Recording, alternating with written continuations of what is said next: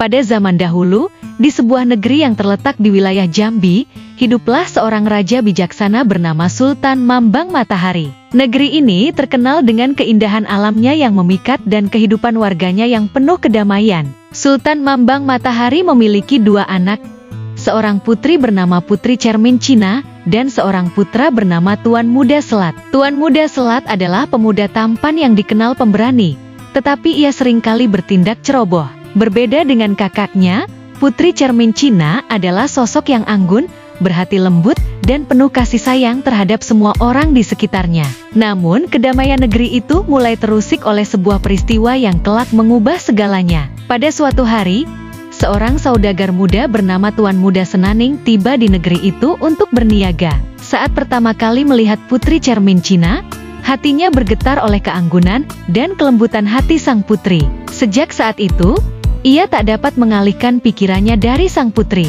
Kedekatan Tuan Muda Senaning dengan keluarga kerajaan semakin erat, karena ia sering menghabiskan waktu bersama Tuan Muda Selat. Mereka bermain, bercanda, dan menjadi sahabat yang saling mendukung. Pada suatu sore, Tuan Muda Selat dan Tuan Muda Senaning tengah asyik bermain gasing di halaman istana. Tak lama kemudian, Putri Cermin Cina datang bergabung. Di tengah keceriaan mereka, kecelakaan tak terduga terjadi. Gasing yang diputar dengan keras melesat dan mengenai kening Putri Cermin Cina. Sang putri terjatuh, pingsan, dan dalam waktu singkat dinyatakan meninggal dunia. Kejadian itu membuat seluruh negeri dirundung duka yang mendalam. Keanggunan dan kebaikan hati Putri Cermin Cina selalu dikenang, dan kepergiannya meninggalkan luka yang tak terhapuskan di hati rakyat maupun keluarganya. Tuan Muda Selat, yang merasa bertanggung jawab atas tragedi itu, dihantui rasa bersalah yang mendalam. Ia menyalahkan kecerobohannya sendiri, dan tak sanggup lagi tinggal di negerinya. Dalam kesedihan yang tak terperi, ia memutuskan untuk pergi. Dengan membawa penyesalan yang berat di hatinya, Tuan Muda Selat memulai perjalanan panjang,